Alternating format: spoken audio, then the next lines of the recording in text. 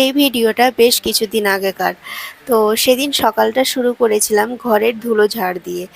এই ঘরের কোণগুলোতে মাকড়সার জাল বেশি আটকে থাকে, সেজন্য মাঝে মধ্যে এগুলো পরিষ্কার করা উচিত।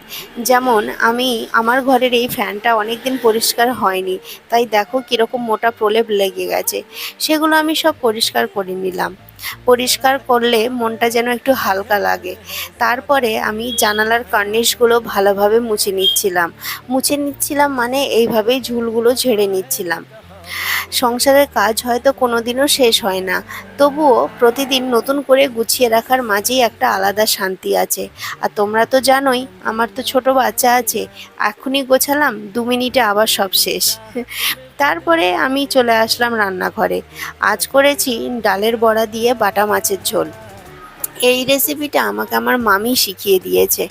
আমার মামি বলে দিয়েছিল এরকমভাবে মাছের ঝোল করলে কিছুটা ডাল আগে থেকে রেখে দিতে হয়, তবেই ঝোলের ঘনত্বটা আসে। রান্না করতে করতে ভাবি কখন আরশি ডাকে, আরশির খাওয়ার সময় হয়ে যাচ্ছে। আর আরশি তো খাওয়ার সময় মানেই পুরো বাড়ি জুড়ে ছোটাছুটি।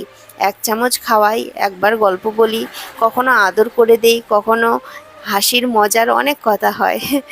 তবে ইদানিংকালে আমার শাশুড়ি মা বেশ সময় দিয়ে আরশিকে খাওয়ায়, নিয়েই থাকে বেশিরভাগ সময়, তাই আমার এই সময় চাপটা কমে গেছে। দিন শেষে শরীর ক্লান্ত হয়ে যায় ঠিকই, কিন্তু ঘরটা পরিষ্কার, রান্না শেষ, আরশি পেট ভরে খেয়েছে, এই ছোট ছোট জিনিসগুলোই যেন দিনের সবচেয়ে বড় পাওয়া। এইরকম আরও ভ্লগ দেখতে আমার চ্যানেলটি অবশ্যই সাবস্ক্রাইব করো। Thank you.